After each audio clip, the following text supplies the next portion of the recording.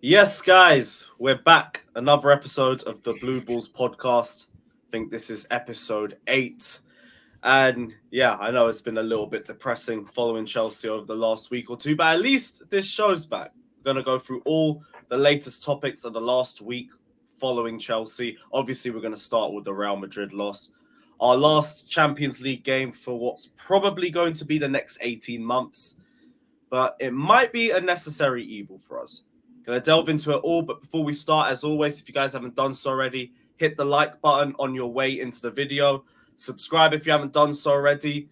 If you want to get the hat trick, hit the bell notification button because none of our players are doing it, so you guys might as well do it for us. So hit the like button, subscribe, hit the bell notification. Check out everyone's socials, literally on the bottom left corner, and will be in the description below.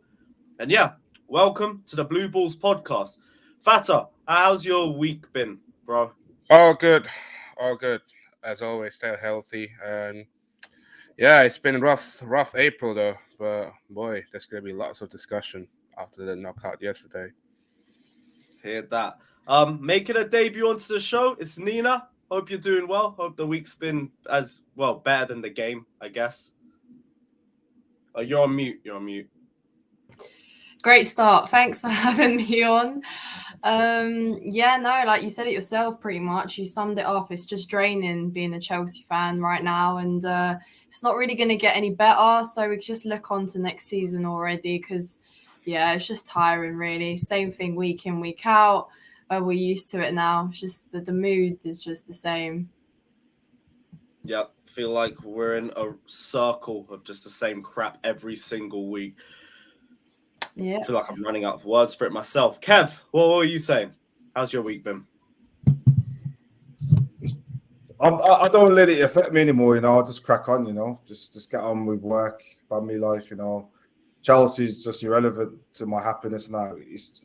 We've been through a turbulent, it's not just been the season, it's been the last 2 years where it's just been up and downs, round and round, it's just, so I wasn't expecting anything from Real Madrid anyway. So, all I'm expecting is a lot of people saying, the season's done, but I don't think it's done yet. We've got to fight to stay up, So I just want to, give us a bit of happiness to the end of the season, and then let's go from there. But it is what it is now. You think we're at that point where we're being sucked into a relegation fight? I said it a couple of weeks ago. It's if we lose another 2.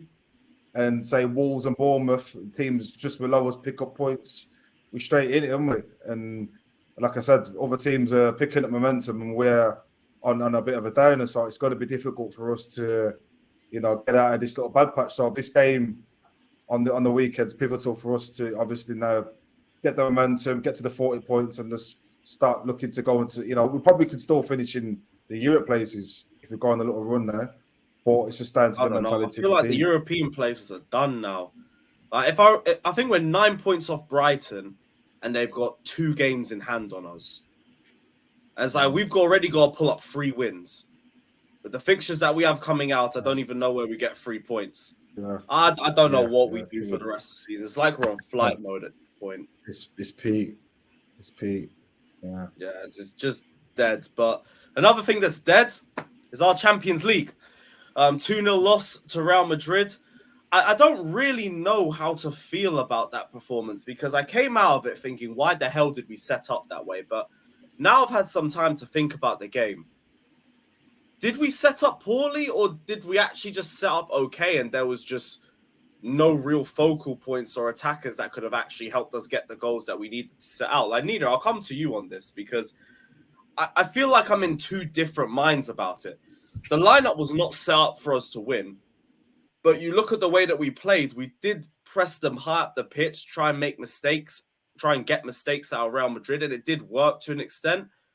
Do you think Lampard played the best that he could, or do you think like it was another poor lineup? Because I can see both sides of this story. No, I think it was because I think no one was really expecting like a win, but I feel like we could have helped ourselves out a little bit more to at least have a good go with the lineup, and we didn't do that. I mean, I laughed when I saw the lineup because I thought surely not. Like it's almost like a joke on ourselves because we spent so much money on like attacking players, on forward thinking players, and then you play the second leg of the Champions League and you have Havertz up top, and like it is funny, and I don't know what he was thinking. And yeah, people were saying he wanted kind of like the attacking players to come off the bench and have an impact. When you're 2-0 down first leg, you don't have time to look to the second half to bring on your attacking players, especially when it's 3-0 and you just kind of look at it, and I'm trying to put myself in his shoes and see like the logic behind it, but there isn't any logic. Yeah, of course, you bring on 3 attacking players, but we're 3-0 down. What's there to happen then? And like you said, in the first 20 minutes, we were creating. Had there been someone there, I'm talking Mudryk, and yeah, okay, not the best finishers. They haven't really scored goals, but, they're here to score goals and try and score goals. You don't know what could have happened had they been up there. Kante was like the man on top for most of that when all the chances were getting Felt whipped like in. a right winger. Yeah, like Kante ain't meeting any of them balls, and it's just like I just don't really know what he's thinking. And I'm sat here and like Mudryk is here for a while and he's got all the time in the world, but we bought him for this reason. He's got the pace, he's got the idea, he's got the dribbling, he can get out of tight spaces. If anyone could have tested Real Madrid's defense, I think it could have been him potentially. So I don't know what the reasoning behind that was. Leicester wasn't a game that didn't prove himself, apparently. Brighton wasn't a game that proved himself, apparently. I don't know what this guy needs to do to make the starting lineup. I don't know what does. So Frank surprised me on that. I don't know what he was thinking. Yeah, okay, he didn't expect to win the game, but we could have at least given it a go. Could have at least scored a goal in that game, but we set ourselves up for failure with that setup. So yeah, we might not have won, but we still could have at least scored a goal, and that would have still put the game in a little bit more of a different kind of view. So very questionable. Yeah, totally agree. Thatcher, I want to come to you on the Mudryk point because this was something I wanted to touch on later, but it's the perfect time to talk about it now. Yeah. What is with the man management with this? Because he's not just him, Potter as well. They'll start him in certain games and then they'll drop him for the next 3 weeks.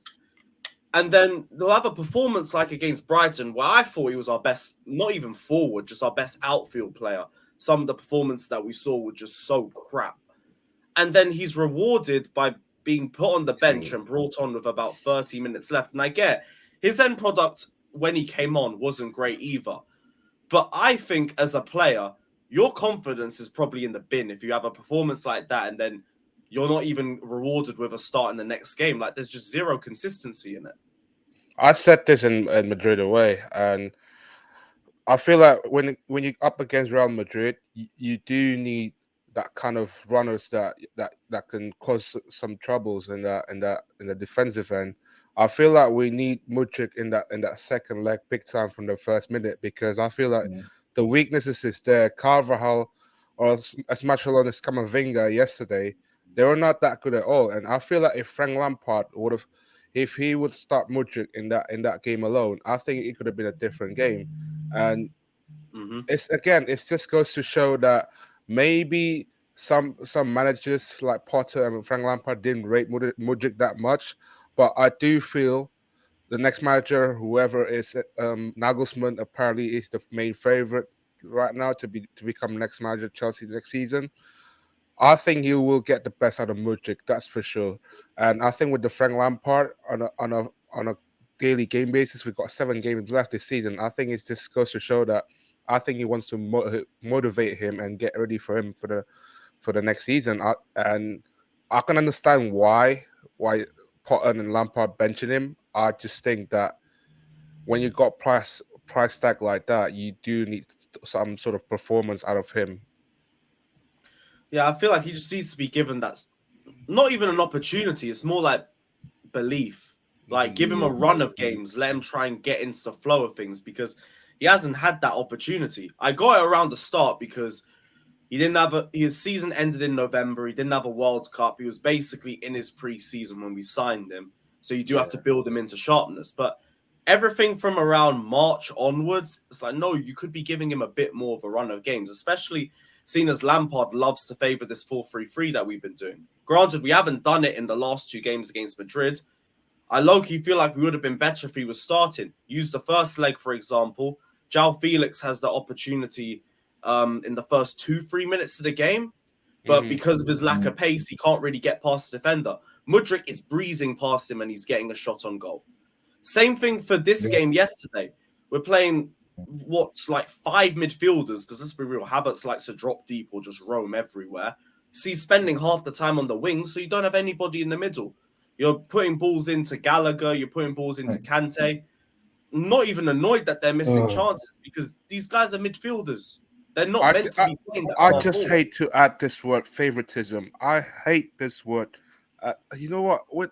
As much as I love Tuchel, yeah, I think the biggest mistake that he said, we don't need a midfield, we got Gallagher. That was the biggest mistake that I've seen from Tuchel before he got sacked. And then you appointed Potter. You're literally trying to stabilize the team, but you still put Gallagher in the team, let alone Lampard. What is the actual plan when you put Conor Gallagher in that starting lineup? Why you put him ahead of Mikhailo Mudryk? I don't understand that yesterday. What is he playing anyway yesterday? Is he a false nine? Gallagher second leg of a quarter-final. I think it's because he wanted to fool the fans with a little bit of energy because Gallagher always runs about. And I feel like he kind of wanted to show that, oh, yeah, we are going to give it a go because Gallagher runs about. It looks like he's always trying, but he's just running. He's just having a jog. But even then, if you want that work rate, like, can we do Mount? Mount's at least done it against Madrid twice. I get that. If we did Mount at top, I'd understand. Mount's got more technical ability as well. What was that? Mount's got a bit more technical ability as well. He's got a bit more about him, more vision, better cross. It seems like Gallagher was getting the ball in the final third. He's passing the ball. He was either losing the ball, he's crossing the ball. It just didn't seem like he knew what he was doing. Yeah, he's a good runner and he's got all the enthusiasm. But as he got the eye for a pass, there was nothing with him at all. I didn't see anything. What did he actually do in the attacking third today? Because I didn't really see him. I think there was a header over the bar. There was some pressing. That's about it. I don't really recall any big moments from him. So it was just pressing. That's it. And to be honest, the pressing did help us. It helped us push Madrid a bit further back, but you need to be offering more than that. Like, there needs to be attributes on the ball, and with Gallagher, he just doesn't have that. Doesn't have that in his game. It's like a lighter version of Mount in terms of the technical ability. So I don't know why we even made that decision. The substitutions are even more baffling because at the very least, we didn't play badly against Madrid until the goal. But the subs, it's like we're 2-0 down on aggregate. It's 0-0 at halftime. We now need to get 2 goals as a bare minimum, and you haven't made a single sub at halftime. You've reacted to going 1-0 down. Now we have to get 3 in 30 minutes, and we're not even in a position to do that. That's the more confusing part to me. But yeah, game was just already done at that point after the first goal. There were still big chances missed in spite of that. Cucurella, I feel like we need to talk about him because I have tried to be very, very patient with Cucurella this season. I understand there's been issues off the pitch, but I don't think that that's an excuse for just the lack of awareness, the lack of positional awareness as well, pace, the passing, which I saw as a massive drop-off compared to a lot of games that I've seen from him, especially on Champions League nights as well. I don't know, like, we're not going to sell him because it's his first season, but do you see any area where it could potentially improve, like left centre-back, left wing-back? Kev, I'll stick with you on this one. What was your thoughts on Cucurella's performance, and do you see, like, a way back or a route of improvement for him, or what? Yeah. I just think it's his confidence. I just think that it's completely been broken the last 3 months. He keeps on changing from 2 positions. He hasn't got this. We haven't got a formation yet which suits our team. So 1 minute he's playing left wing back, next minute he's playing left back, next minute he's playing left centre back. I just think he needs some stability. I think for me, his best position right now has been left centre back. And obviously he never started there last start because Chilwell was hurt. So but once we find a formation. Obviously he's always going to be back up to Chilwell anyway. You know what I mean? He's never going to be our first choice. And I think that's all.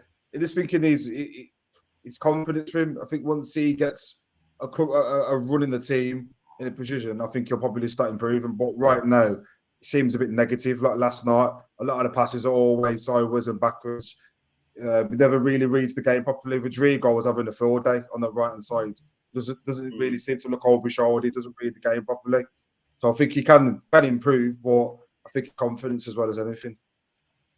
Yeah, it was that side that was the only part of the pitch we were struggling. If we're being real, like Vinicius, Benzema, they never really offered much. Vinicius, to be fair, after the goal, I feel like we opened up a little bit more and they started seeing a bit more joy from him, especially in transition. Yeah. But at the start of the game, like Thiago Silva had Benzema on lock. Reece James, Fofana, they were doing a much better job with Vinicius than they did in the first leg. It was only just that right-hand side. Even Chalobah, to be fair, very, very sloppy in the second half. But at the very least, we already know he's only a squad player. Like, there's not really much more expectation. We were surprised he was even in the lineup, although it was also a case of injuries too. It just seems like from the Boehly should have really got a call for the squad. It seems like Potter, when he was choosing his Champions League squad, he didn't really think about stuff. Boehly was in good form at that time, so why not put him in the squad for the Champions League instead of Cooper? I don't get one game, and we put him in. Yeah, there you go. There's some of the choices that he's made. Just don't get it, But what can we do? It's too late now. We've got to just get over that. And obviously we've got better cover left centre back. We've got Levi Colwill coming back next season. He can potentially be a cover on the left back and the left centre side as well. So next season hopefully we can cover that side a bit better. Yeah, apparently 60 million. 60 million. Like, that's what I'm thinking. If he's a squad player, 60 million. Like 65 million. It's 65. Yeah. Oh, 65 million. 65. I'm sure it was. I think if Enrique was the favourite for Chelsea's manager next season, I think he would have started Cucurella ahead of Chilwell.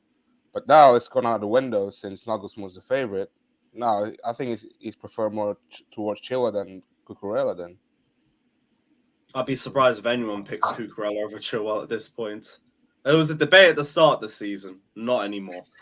Not anymore. It's just decisions all over. But we basically, what we've done is, when you actually deep it like this, we've sent Levi Colwill to Brighton on loan, who's probably, for me, technically and defensively better than Cucurella, and we've gone and signed same player in the same position for £63 million. So what the hell happened at the start of the season? I just don't know. Who's making these choices? I think Cucurella was bought just to cover for Marcos Alonso because he went on to Barcelona at that time. No, but you don't spend 65 million on cover. That's the thing. You're spending that sort of money. That's someone you've been targeting for a while, or it should be, at the very least. But I mean, with where we were in terms of the takeover, in terms of building the backroom staff, it was only just Tuchel and Boehly at that point. So I'm not really surprised we got a lot of things wrong. And then we sacked Tuchel like a week after the window even shuts. So then transfers like Aubameyang are just completely pointless. It was just a mess. Everything in the summer's a mess. And then you look at some of the transfers that we've had, likes of Sterling, likes of Koulibaly. They've all struggled ever since that whole problem with the whole Tuchel sacking. If anything, it leads on perfectly to the next topic we're going to talk about, which is Todd Boehly going into the dressing room after the Brighton game. And it was reported that one senior player, which was signed for a large fee in the past 12 months, was singled out for heavy criticism. That player, whose identity is not being disclosed, is believed to be disillusioned. Now, that report didn't disclose the name, but there was other sources saying that it was Sterling. And if you deep it, him and Enzo were the only big, and Mudryk were the only big signings that started. Actually, no, and Fofana. Fofana was one of our better players. Mudryk was one of our better players. Enzo's not been performing badly enough to get criticised like that. Cucurella didn't start. Aubameyang was on the bench, didn't come on. It could only point at Sterling. And I understand going at him because he's your most expensive player. And I before I start, I'm not even that annoyed about the fact that Todd Boehly's going at players. Fair play to you. I do the exact same thing. You're the one that's paying them and they're not performing on the pitch. I just want to say from you guys' perspective, and Nina, I'll start with you on this one. Does Sterling deserve to be singled out for the performance against Brighton singularly, or even just the season in general? Or do you feel like it's a case of it's still more of a squad problem?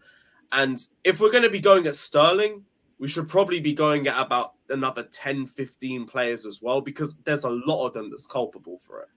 No, definitely. I don't think he should be singled out because he's definitely not the only problem. Although he is among the problem, he is part of the problem. Me personally, I'm not a biggest fan of Sterling, and for a few reasons.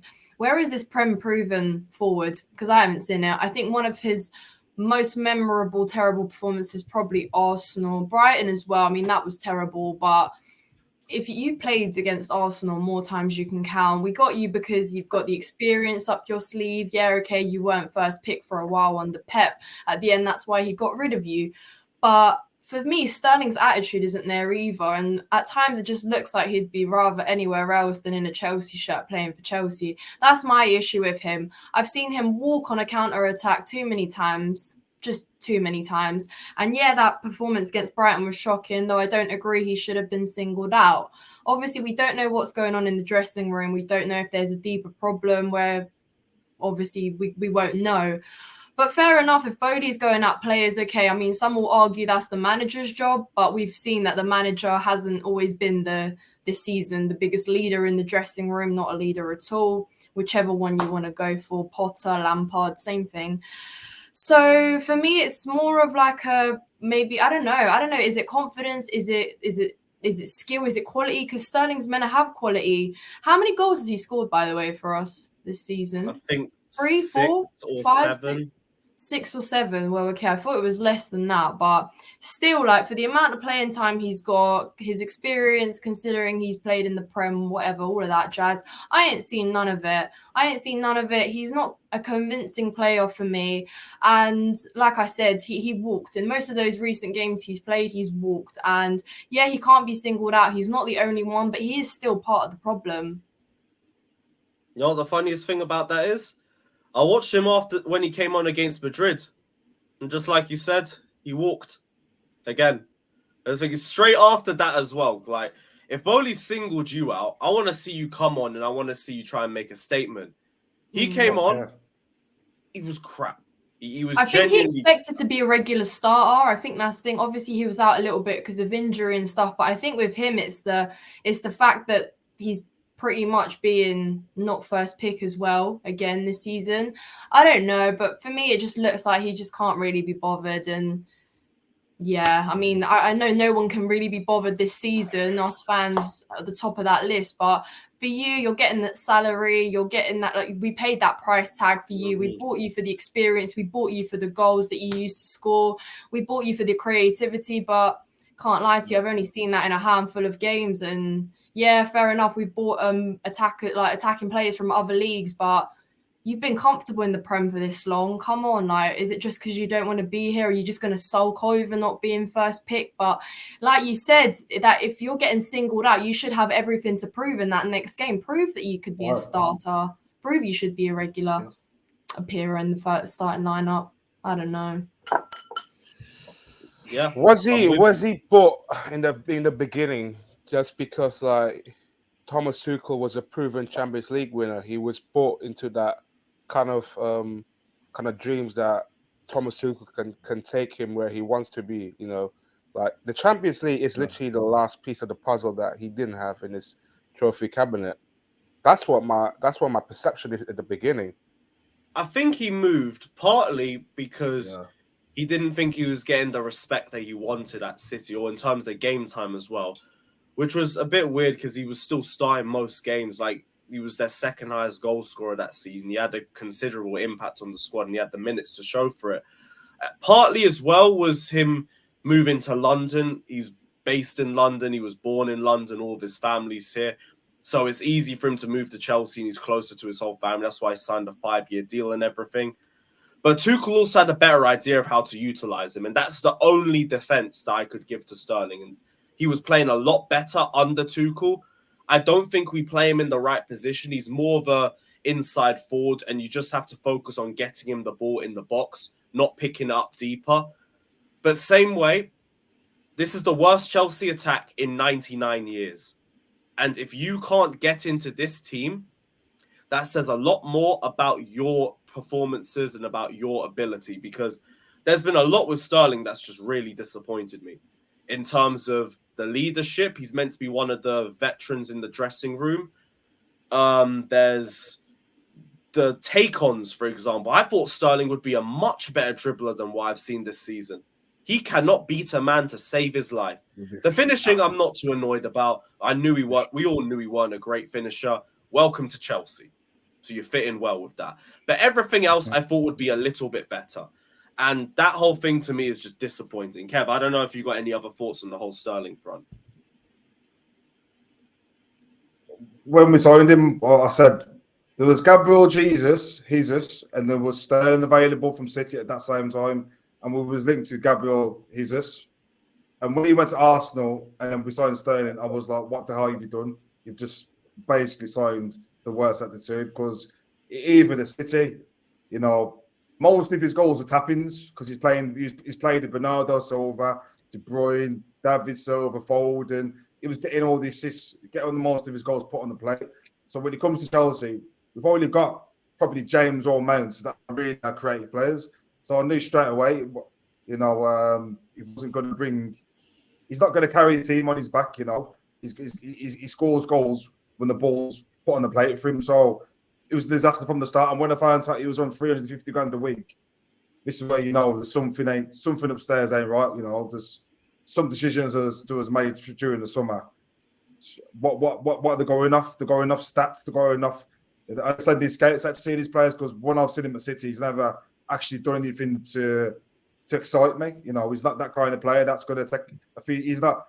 Everyone said before that he was similar to Hazard, but he's never been a Hazard. He's never been able to turn and take 3-4 men on. He's always like that you guy. Said, the only similarity is the bum, and that's it. Yeah, precisely. So I don't know where we was getting our data from. I don't know where we was getting these players from. But when we signed him and Aubameyang, we're signing players that are washed up from 2-3 years ago.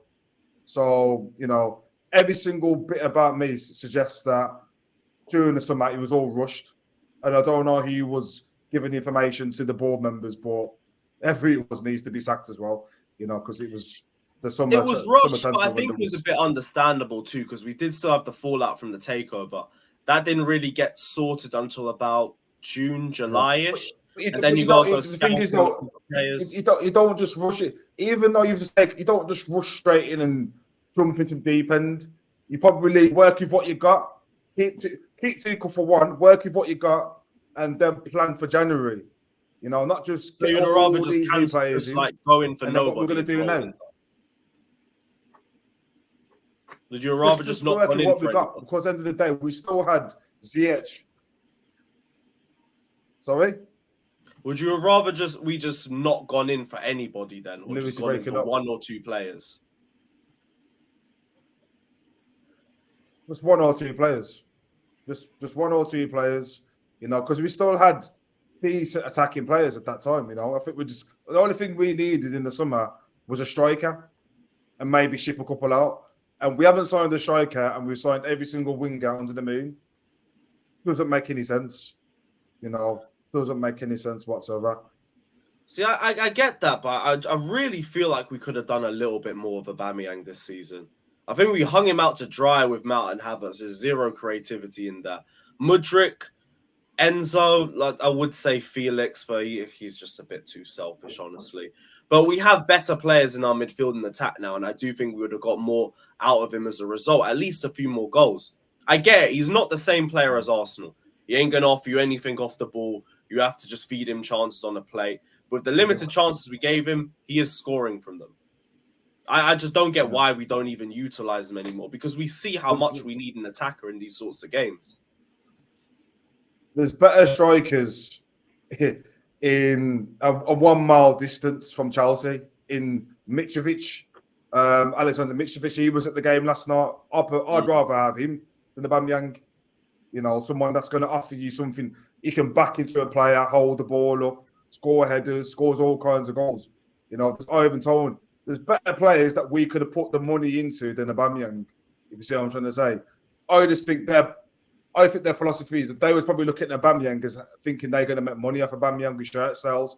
I don't know what it is. There's got to be some reason why we're going for these washed-up players and big names. When there's I think, like you said, we rushed, and then we saw Aubameyang was there and he was available because Barca was still trying to get rid of him to make up cash at the time. So we thought, let's go in for him. He did still have a good season at Barca in the last season. People don't remember that. Won their player of the season. So I got it at the time. It's just then you sack Tuchel a week afterwards, and it's a pointless move.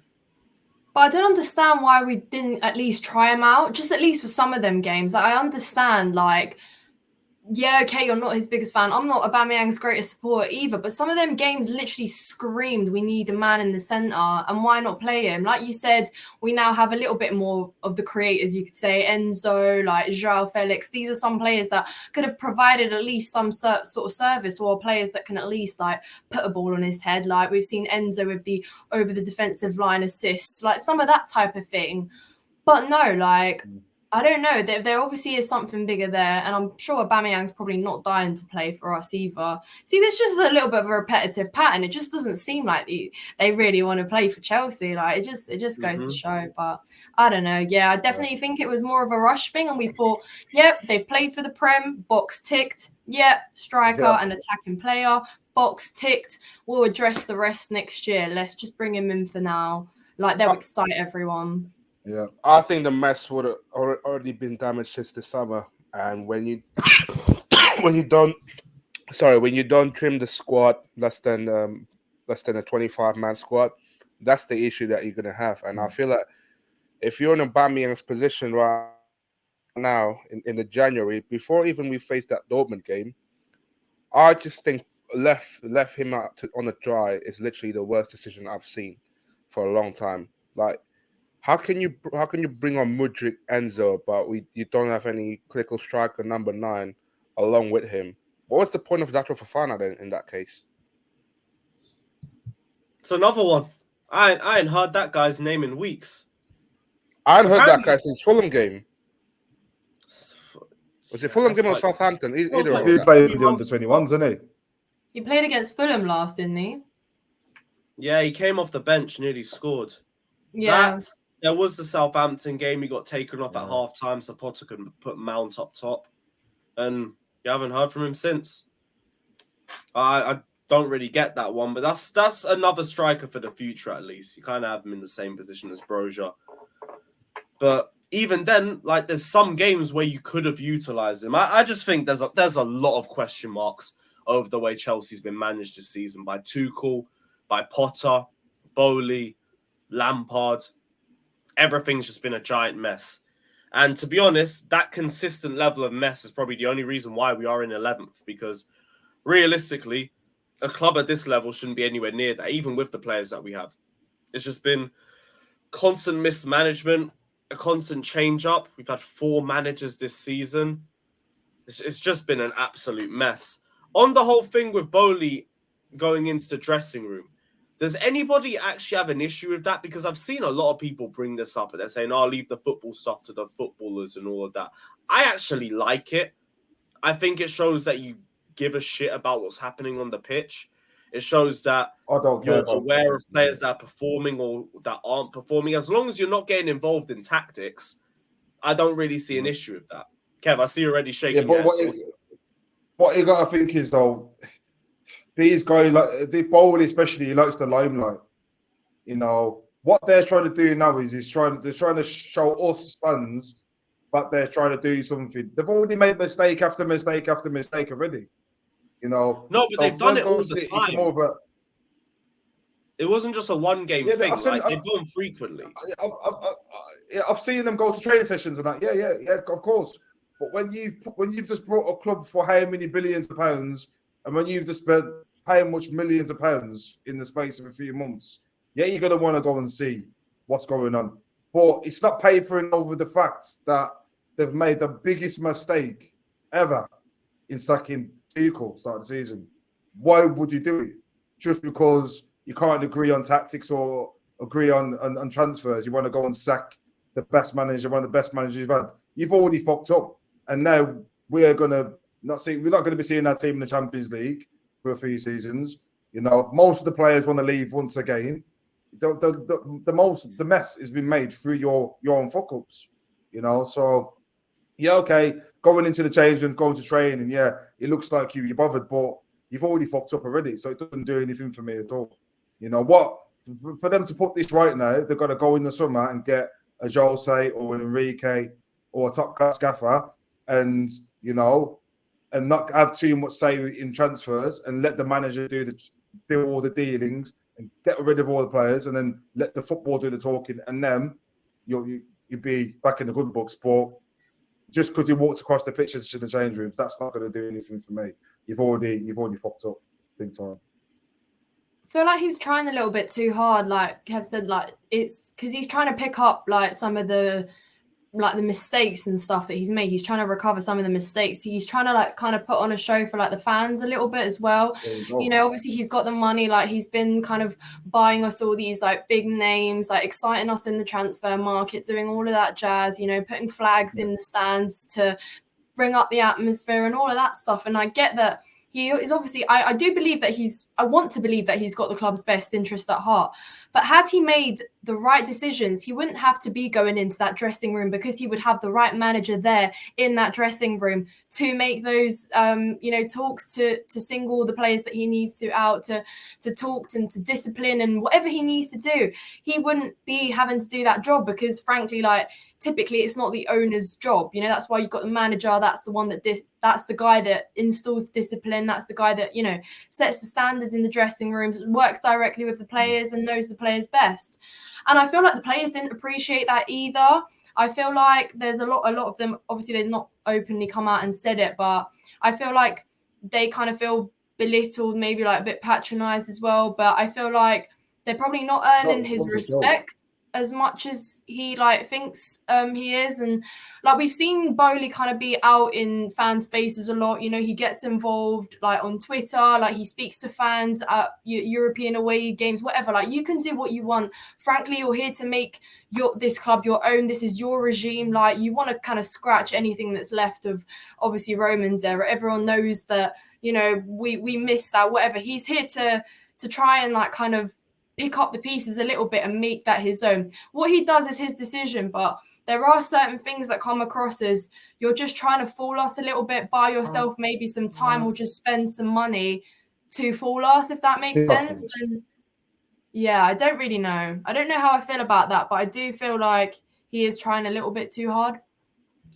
I just think, yeah, I would be fascinated to see how he manages this team with a drastic drop that we have in right now with the set of games, while also having requirements to meaningfully to integrate a fairly substantial number of young players.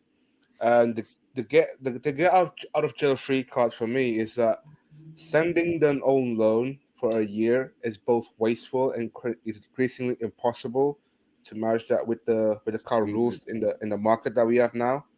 And the question is, it depends on how things go next year. We might play at least around like 50 games next season. We'll have a week rest of between games for the most part.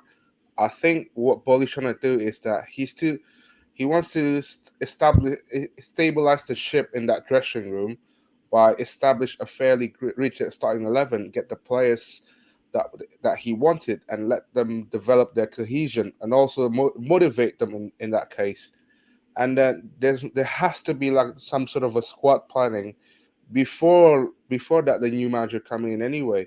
And the question that you also need to ask as well is that you've got Andre Santos that's going to come in. You got Chukwuemeka, literally this season, I think he hasn't played more than 35 minutes this season. You got Colwill on his way loan back from Brighton. That's before even as well. That's the thing. It's like, what is his actual plan? This is a fucking mess, man. This is what I would like to know. You know exactly what he's doing. He's just coming with all his money, and it says, "Bang! I'm just going to buy everything, do everything our way." Haven't got a clue how to run a club. You know, this is not baseball. This is not This is football. We only needed about £200 million spending maximum or something. Do you know that? All we needed is probably Declan Rice and a striker, and probably another centre. But that's all we needed. I'll So be why real. we gone and signed even 50 worse million last wingers? summer. We could have done with about 5 new attackers last summer. I'll be real, bro. That attack was a hot mess. The midfield, I get, like we needed a lot, bro. We needed a lot. We had 2 centre backs. What I'm trying to get to is we should have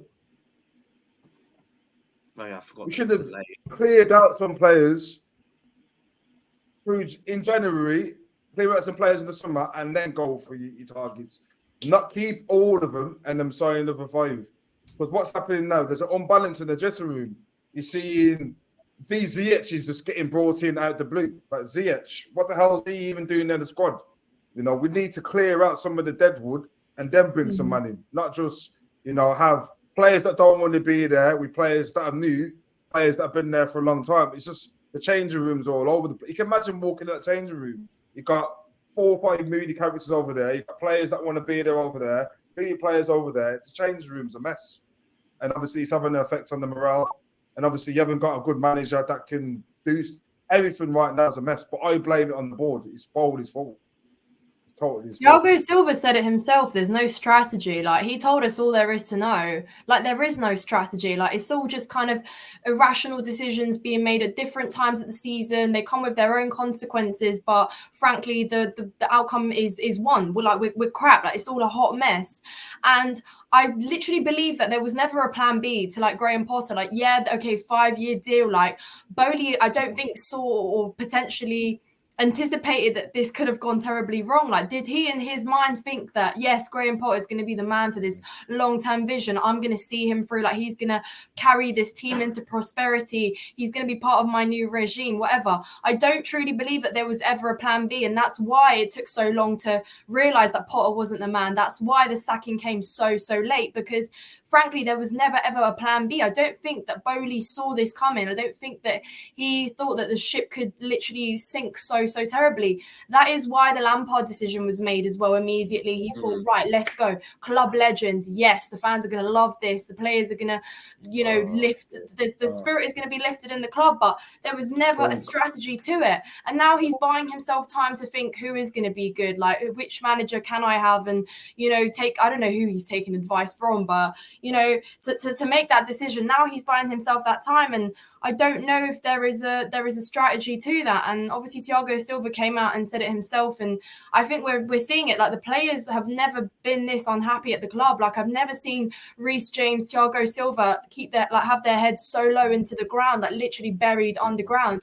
They don't know what's going on with their club. The new arrivals don't know what's going on with this club. There's no vision, and there's literally no path. Like, yeah, a squad clear out is long overdue. Like, players like I've said, like Pulisic, Ziyech, like, why are they still making the starting lineup? Why are they still coming off the bench when you've literally got Mudryk, you've got Noni Madueke, who's literally sat and said, I want to be here. I want to play for Chelsea. I want to prove himself. Does well in training. Does well in the 5 minutes he's had to play this whole season. And yet that is still not enough to make the starting lineup when you've got players like Pulisic and Ziyech, which, like I said, have openly come out and said, yes, I want to leave Chelsea. And yeah, okay, that is partly the club's fault as well, because obviously we had problems letting them go, whatever. And Ziyech should have literally left last year, but they put on fantastic displays for their national teams. Yeah, well done, Ziyech. You're amazing for Morocco. Pulisic, you're amazing for USA.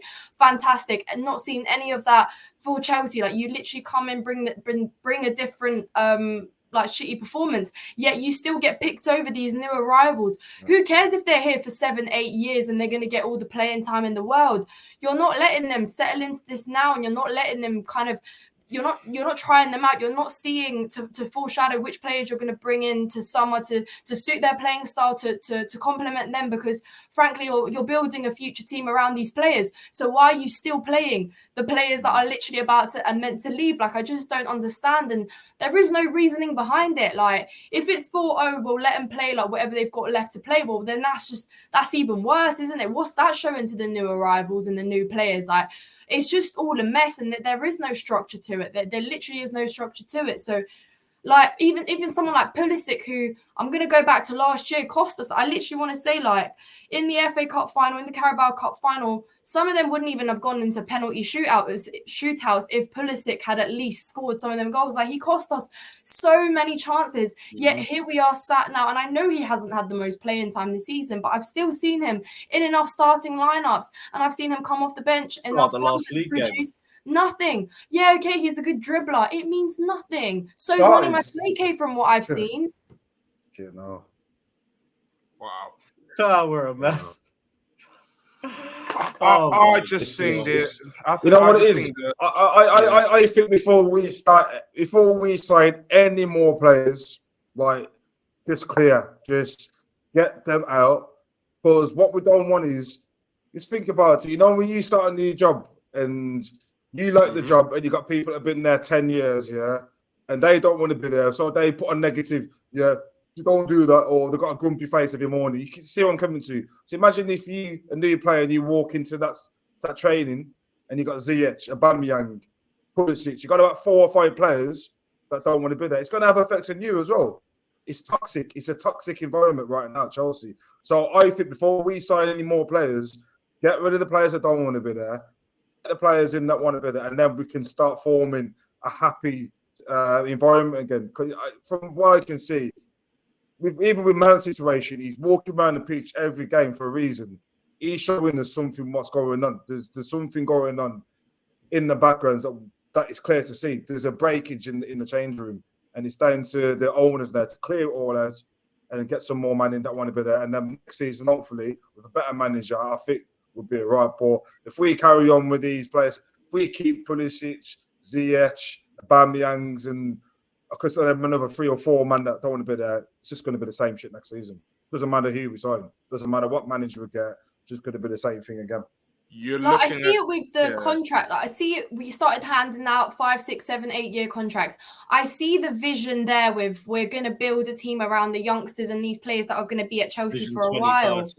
And all that. But you're going against that as well at the same time by, like I said, starting the players that don't want to play, don't want to be there, that are long overdue with departures, and yeah, it's a hot mess. There's just no structure to it, and there's no reasoning. The rotations haven't been making sense either all season. Like, we're seeing players put on good performances, good displays, they're benched the next game, then their appearance will be who knows when in about 3 or 4 games, because Havertz scored a goal and he deserves to start every other game from the rest on. And like, there was just no sense to it. And yeah, there has been like lack of the manager and the leadership there, and you're right, like, probably will come, but until there is a proper squad clear out, doesn't matter who you have. Like, there's no one that can deal with this hot mess. Like, best, greatest manager in the world.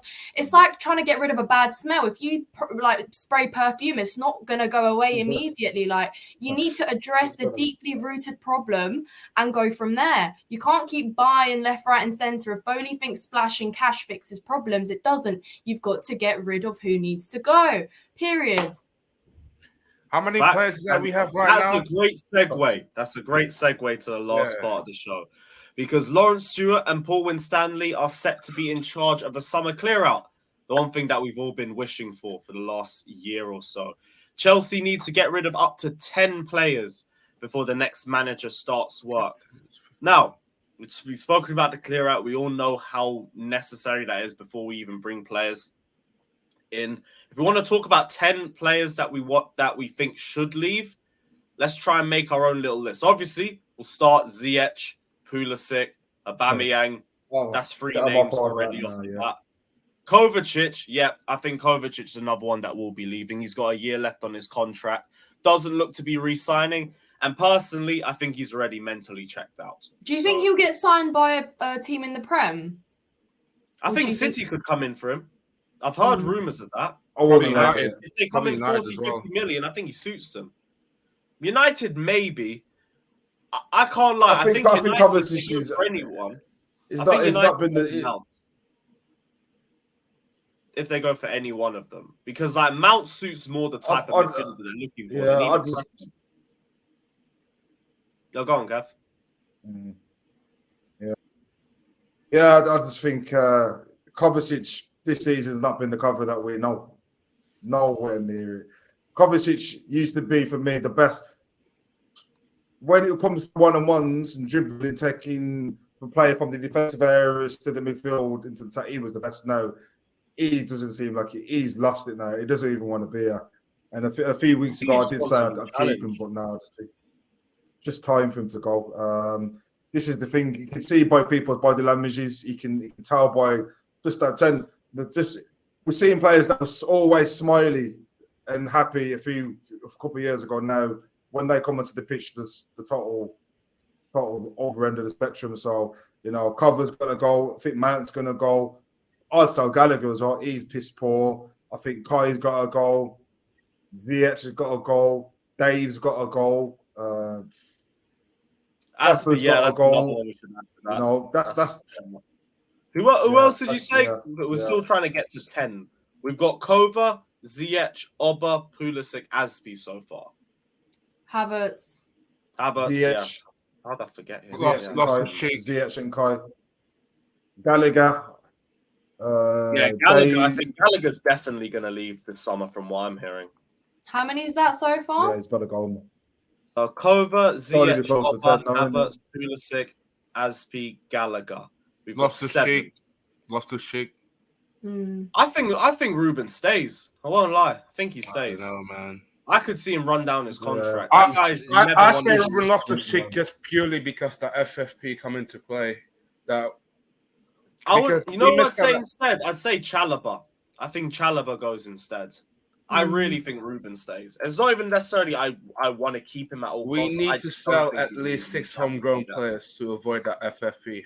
It might be kind of nonsense to hear the FFP news. I don't know if is it a real threat? Apparently, we've got to make 100 million. That just to be within the right amount. I think we could. We could. That's easily achievable.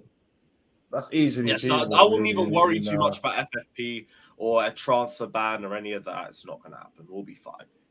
But yeah, I think 1 or 2 of them stay. I think Ruben's the most likely to stay out of all of them. I think Chalobah could leave. I think he find himself at a lot of Premier League sides. Gallagher, there's interest from Liverpool and from Newcastle. And he said he'd only leave to a top 6 side. So I could see either of those happening. Pulisic wanted to leave. Ziyech has wanted to leave. Kova kind of wants to leave. Aspi was going to leave last year. Havertz, I'm not too sure whether he wants to leave or not. I hear 2 different things with that. Chalobah, I think, is going to leave for more game time. I think there's 2 more spots. If Nagelsmann coming, Havertz is staying. Probably. Are we missing anybody in the midfield? Kante's staying. Mount. I think Mount's leaving. I don't think they're sorting out that contract situation. Yeah. I think he's gone. Yeah. I think Mason's gone. I think just by the way he's not starting the game and he's not getting many time, and every single game coming around and clapping. I think that's his way of saying goodbye. I was going to say that. I think he is showing us a little bit. It kind of feels like a goodbye every game. Like every game kind of feels like he's building on a goodbye, because obviously he wants to leave on a good note. Like he loves because I love Mark. Yeah, no, I think he's obviously going to want to leave on like a good note, and he wants the fans on his side, and they, he wants us to remember him obviously with good and like all of that stuff. So I think he wants to leave on a good note, but it does feel like he's saying goodbye for sure.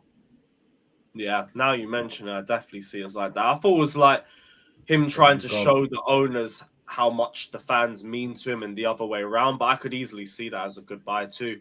Yeah.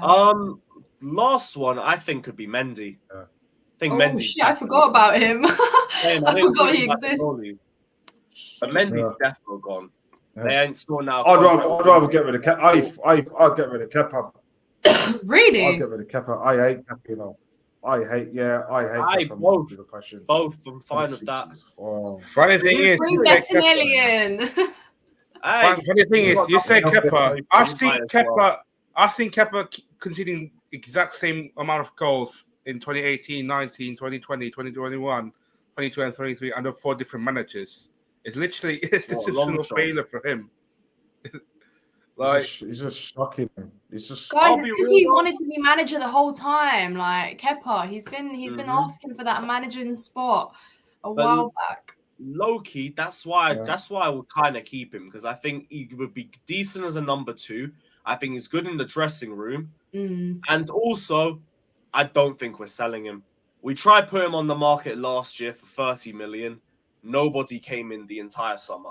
Napoli wanted to take him on loan. They got, I think, Keylor Navas in instead, or some other goalkeeper, and then they were done. He's still got another 3 years left, I think, on his contract or something like that. Crazy. 150k a week. You know, no other club's offering him those sorts of offers. He ain't going anywhere. Crazy.